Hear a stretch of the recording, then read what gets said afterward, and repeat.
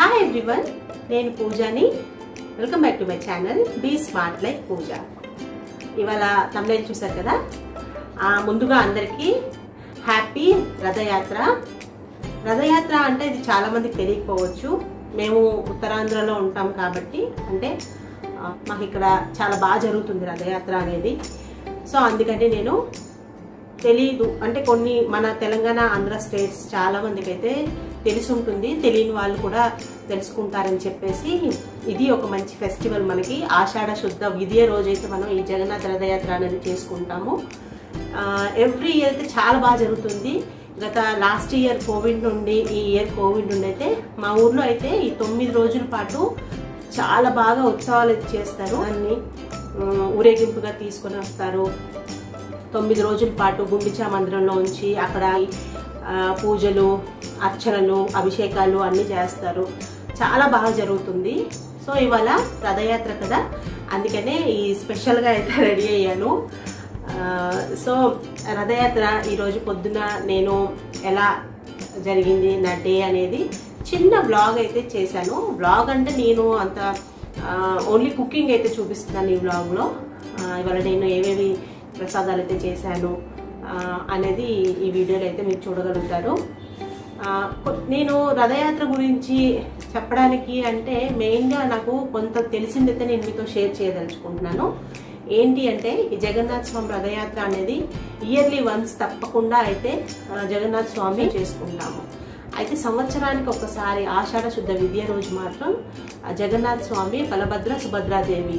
జగన్నాథ స్వామి అంటే ఎవరో కాదండి, సాక్షాత్ శ్రీకృష్ణ పరమాత్ముడే అని కూడా అంటారు. అతను వాళ్ళ చెల్లెలు ఇంకా అన్నయ్య బలభద్రుడు అంటే బలభద్ర స్వామి అంటే బలరాముడుతో కలిసి మనకి ఈ ఊరేగింపుకి వస్తారట. అంటే ప్రజల్ని మనం దేవుడి దగ్గరికి వెళ్ళి దర్శనం చేసుకుంటాం. ప్రజలకి తన స్వయంగా దర్శనం ఇవ్వడం కోసం మనకి ఈ రథయాత్ర అనేది మెయిన్గా జరుపుకుంటారట. ఈ 9 రోజుల పాటు జగన్నాథ స్వామిని గుండిచా మందిరంలో ఉండి అక్కడైతే భక్తులకు దర్శనం ఇస్తారు. గుండిచా మందిరము అంటే వాళ్ళ అత్తగారు అని పిలుస్తారు, అంటే వాళ్ళ అత్తగారింటికి వస్తారనేసి అంటారు. సో ఇది ఒక పెద్ద కథ అయితే ఉంది, అది మరి ఎప్పుడైనా అయితే మనం డిస్కస్ చేసుకోవచ్చు. సో నాకైతే తెలిసింది నేను మీతో అయితే షేర్ చేసుకున్నాను. నాకు మా అత్తమ్మ గారు అయితే చెప్పారు. సో ఎవ్రీ ఇయర్ అయితే మేము చాలా ఎంజాయ్ చేసేవాళ్ళం. తప్పకుండా మంచి స్వీట్ అవన్నీ చేసుకొని అయితే పూజ చేసుకొని ఇంట్లో ఈవినింగ్ అయ్యేసరికి మా వీధిలో నుండే రథం వెళ్తుంది. సో అందరం తప్పకుండా వెళ్ళి రథాన్ని దర్శించుకొని ఆ జగన్నాథ స్వామిని అయితే దర్శించుకునే వాళ్ళం. సో కోవిడ్ నుండి అయితే ఈసారి కూడా రథాన్ని అయితే బయటికి తీసుకురావట్లేదు, అంటే అక్కడే ఉంచేసి చాలా చిన్నగా అయితే పూజ చేసుకున్నారు. వేరే ప్రజలందరికీ అయితే ఛాన్స్ రథాన్ని లాగే ఛాన్స్ అయితే ఇవ్వడం లేదు. సో అదండి ఇవాళైతే దాని గురించి రథయాత్ర గురించి మరికొన్ని విషయాలు మాట్లాడుకుంటూ స్పెషల్ వీడియో కింద కన్సిడర్ చేస్తూ ఈ బ్లాగ్ అయితే చేస్తున్నాను. సో చూసేయండి. నా ఛానల్ ఎవరైతే ఫస్ట్ టైం చూస్తున్నారో ప్లీజ్ సబ్స్క్రైబ్ చేసుకోండి, లైక్ చేయండి, కామెంట్ పెట్టండి, మీ ఫ్యామిలీ అండ్ ఫ్రెండ్స్కి అయితే షేర్ చేయండి. ఇప్పుడైతే వీడియో చూసేద్దాం. సో ఇవాళ నేను ఏమేమి చేశాను వాటి గురించి అయితే చెప్తాను. కదమ్మం చేశాను, దాన్ని బిసిబిలా బాత్ అని కూడా అంటారు. నెక్స్ట్ వచ్చేసి ఇక్కడ ఒరిస్సా స్పెషల్ అనమాట, ఇది కక్కరాట అంటారు. చాలా బాగుంటుంది టేస్ట్. సో అది ఎవరికైతే తెలీదో వాళ్ళకి యూజ్ అవుతుందని చెప్పేసి ఆ రెసిపీ అయితే షూట్ చేశాను. అలాగే పాయసం చేశాను, ఖీర్ చేశాను. సో ఈ 3 రెసిపీస్ అయితే ఇవాళ నేను మీకు నా వీడియోలో అయితే చూపిస్తాను. So let's get in to the video. పండగ అనగానే మనం ముందు ఇంటి ముందు పెద్ద ముగ్గు వేసుకుంటాము, అలాగే గుమ్మానికి పసుపు కుంకుమ రాసుకుంటాం కదా. అలాగే మేము కూడా ఇవాళ ఇలాగే ముగ్గు వేసుకున్నాను. అలాగే దేవుడికి అయితే పూజ చేసేసాను తెల్లవారేసరికి. ఇప్పుడైతే నేను కదమ్మం ప్రిపేర్ చేస్తున్నాను. 1 గ్లాస్ రైస్కి 1/2 గ్లాస్ కందిపప్పు వేసుకోవాలి. దీన్ని బాగా కడిగేసుకొని ఒక 4 గ్లాసెస్ ఆఫ్ వాటర్ వేసి ఈ రెండింటిని అయితే మనం బాగా మెత్తగా కుక్ చేసుకోవాలన్నమాట. ఇందులో కొంచెం పసుపు కూడా యాడ్ చేయాలి. ఈ కదమ్మం అనేది మనం దేవుడికి మెయిన్గా నైవేద్యాలు అయితే పెడతారు. అయితే ఇవాళ నేను ఆనియన్ వేస్ట్ చేస్తున్నాను. నార్మల్ దేవుడి ప్రసాదంలో మాత్రం నేను ఆనియన్ వేయకుండా అయితే పెట్టేశాను అనమాట. ఇది మీ అందరి కోసం నేను చూపిస్తున్నాను. సో ఇప్పుడైతే ఒక ప్యాన్లో ఒక 5-6 ఎండుమిర్చిని డ్రై రోస్ట్ చేసుకోవాలి. దీనికి కొంచెం మసాలా దినుసులు పడతాయి, అవన్నీ నేను ఒక్కొక్కటిగా ఫ్రై చేసుకుంటాను. ఫ్రై చేసుకొని ఒక ప్లేట్లోకి అయితే తీసుకుంటున్నాను. ఫస్ట్ ఎండుమిర్చి చేశాను, అలాగే ఒక 2 టేబుల్ స్పూన్స్ వచ్చి ధనియాలు, వీటిని కూడా డ్రై రోస్ట్ చేసేసుకోవాలి. ఆయిల్ ఏం వేసుకోవద్దండి, నార్మల్గా ప్యాన్ హీట్ అయ్యాక డ్రై రోస్ట్ చేసుకోవాలన్నమాట. సో ఇది ఒక్కొక్కటి ఇలా ఫ్రై చేసుకుంటే చాలా బాగా వేగుతాయి. ఒకేసారి అన్నీ వేసుకున్నా అవుతుంది, కాకపోతే కొన్ని వేగుతాయి కొన్ని వేగవు అనే ప్రాబ్లం ఉంటుందని చెప్పి ఇలా సపరేట్గా అయితే ఫ్రై చేసుకుంటున్నాను. అలాగే మినప్పప్పు, కొంచెం పెసరపప్పు, 1 స్పూన్ మినప్పప్పు, 1 స్పూన్ పెసరపప్పు కూడా మనం దోరగా వేయించుకోవాలి. వీటిని కూడా తీసేసి ప్లేట్లోకి పెట్టేసుకోవాలి. అలాగే మిరియాలు ఒక 1/2 టేబుల్ స్పూన్, అలాగే దాల్చిన చెక్క, ఇంకా లవంగాలు ఒక 5-6 లవంగాలు కూడా వేసుకొని వీటిని కూడా ఫ్రై చేసుకోవాలి. అలాగే నల్ల నువ్వులు, మీ దగ్గర వైట్ ఉన్నా పర్లేదు, నా దగ్గర నల్లగా ఉన్నాయని చెప్పి నేను అవే వాడుతున్నాను. ఏవైనా పర్లేదు, నువ్వులు కొంచెం వేసుకొని వేపుకోవాలి. అలాగే ఒక టేబుల్ స్పూన్ జీలకర్ర, ఒక 1/2 టేబుల్ స్పూన్ వచ్చి మెంతులు, ఇవి కూడా వేపేసుకోవాలి.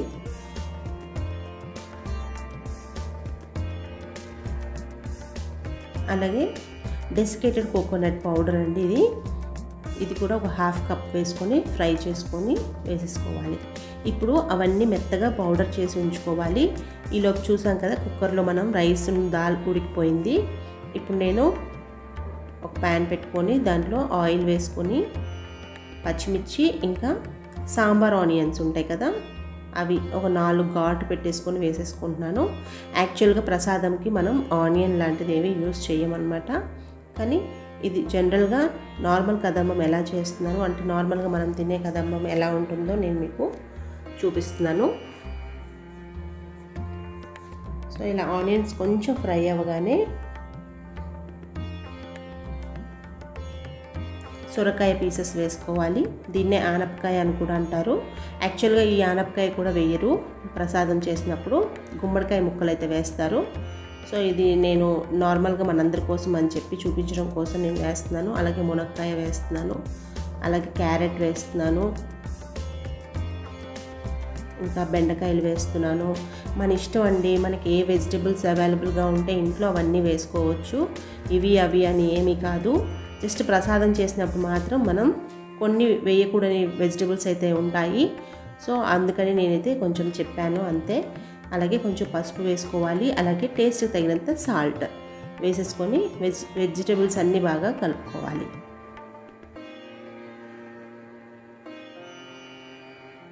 సో చూస్తున్నారు కదా ఇలా.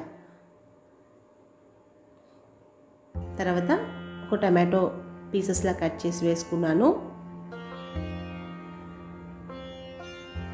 ఈ కదంబం అనేది చాలా టేస్టీగా ఉంటుందండి. పుల్ల పుల్లగా, కారం కారంగా చాలా బాగుంటుంది. అలాగే కొంచెం కారం వేసుకొని తర్వాత ఈ వెజిటబుల్స్ కుక్ అయ్యే వరకు మనకు కొంచెం వాటర్ కావాలి కదా, దానికోసమని వాటర్ వేసేసుకోవాలి. అలాగే కొంచెం కరివేపాకు ఇంకా కొత్తిమీర అవి కూడా వేసేసుకోండి. సో వెజిటబుల్స్ కొంచెం మనకి బాయిల్ అయ్యాక అప్పుడు చింతపండు రసాన్ని వేసుకోవాలి. అలాగే కొంచెం ఇంగు కూడా వేసేసుకోవాలి. ఇంగు ఫ్లేవర్ అయితే చాలా బాగుంటుంది, స్కిప్ చేయకుండా వేసుకోండి. అలాగే మనం గ్రైండ్ చేసి ఉంచుకున్నాం కదా అన్నీ డ్రై రోస్ట్ చేసుకున్న పౌడర్స్, అదంతా డ్రై రోస్ట్ చేసుకున్న పౌడర్ అయితే యాడ్ చేసేసుకున్నాను. ఒకసారి అన్నీ కలిపేసుకుని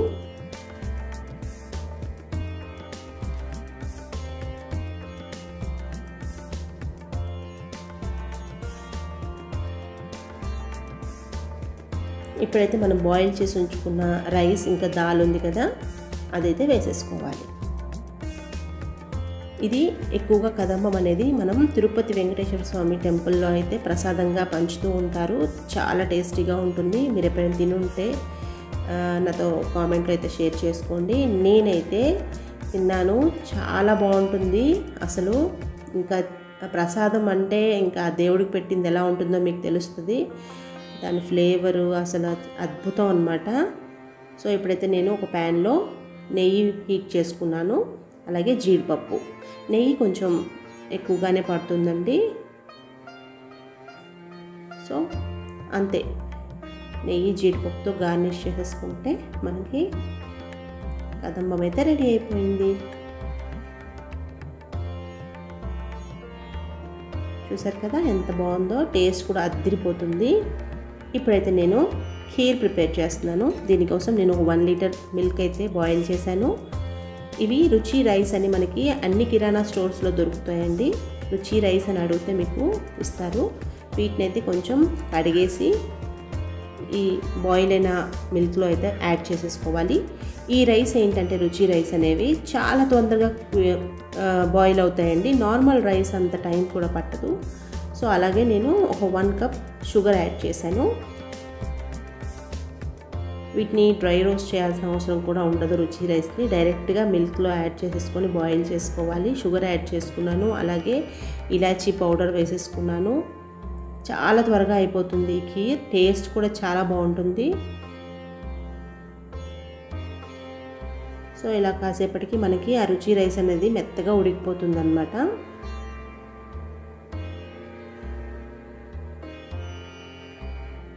ఒక విషయం చెప్తున్నానండి, ఇప్పుడు షుగర్ యాడ్ చేయకముందు మనము రుచి రైస్ బాయిల్ అయ్యాకే షుగర్ యాడ్ చేయండి. షుగర్ యాడ్ చేశాక మళ్ళీ బాయిల్ అవ్వడం అస్సలు జరగదు.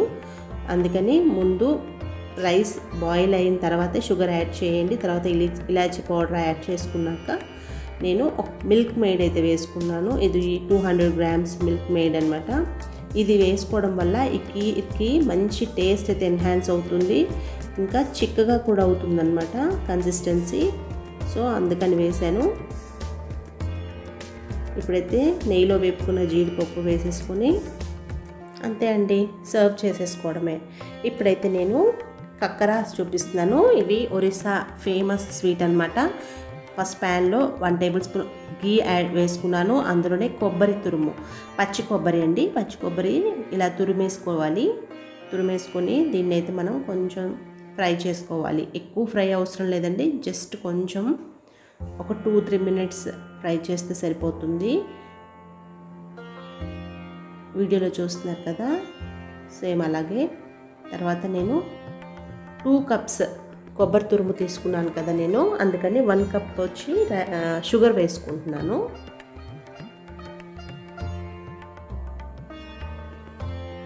షుగర్ వేసుకున్న తర్వాత మనం డ్రై ఫ్రూట్స్ వేసుకుంటే చాలా బాగుంటుంది టేస్ట్. వద్దనుకునే వాళ్ళు స్కిప్ చేసుకోవచ్చు. నేనైతే బాదం ఇంకా కాజు పీసెస్ అయితే వేసుకుంటున్నాను. ఇలా వేసుకోవడం వల్ల టేస్ట్ అయితే చాలా బాగుంటుంది. ఒకసారి ఇలా ట్రై చేయండి. నేను చెప్పినట్టు నార్మల్గా కక్కర పిఠా అంటే ఓన్లీ కొబ్బరి షుగర్ స్టఫింగ్ పెడతారు. సో నేను ఇలా డ్రై ఫ్రూట్స్ కూడా వేస్ట్ చేస్తుంటాను, చాలా బాగుంటుంది. సో చూస్తున్నారు కదా, అంతే. ఎక్కువసేపు కూడా దీన్ని స్టవ్ మీద పెట్టాల్సిన అవసరం లేదండి, చాలా క్విక్గా అయిపోతుంది. ఇలా రెడీ అయిపోయింది, చూస్తున్నారు కదా. దీన్ని మనం ఇప్పుడు ఒక ప్లేట్లోకి అయితే తీసేసుకోవాలి. చల్లగా అయిపోవాలన్నమాట, పూర్తిగా కంప్లీట్గా కూల్ అయిపోవాలి. ఈలోపు నేను నెక్స్ట్ ప్రిపరేషన్ చూపిస్తున్నాను. అదే ప్యాన్లో వాటర్ యాడ్ చేసుకోవాలండి. ఒక 2 గ్లాసెస్ ఆఫ్ వాటర్ వేసుకొని అందులో ఒక 1/2 టేబుల్ స్పూన్ సాల్ట్ వేసుకున్నాను.